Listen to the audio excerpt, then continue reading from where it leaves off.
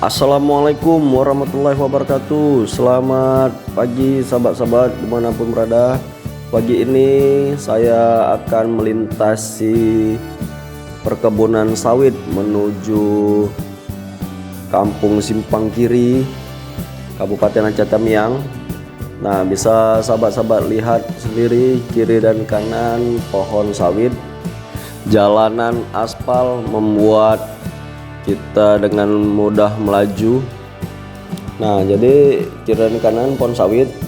Nah, ini akan memasuki Kampung Simpang Kiri ya.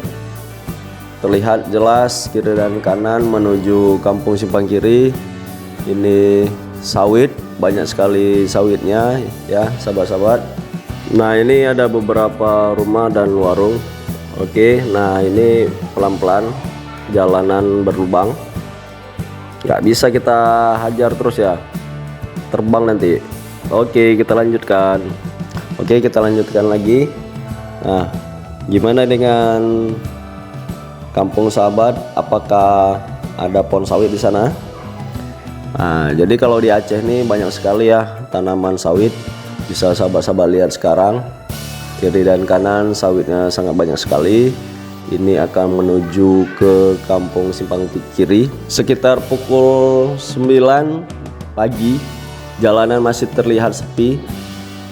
Nah, ini kalau buat balapan enak nih sahabat-sahabat. Yang suka ngebut, ngedrive bisa di jalan ini.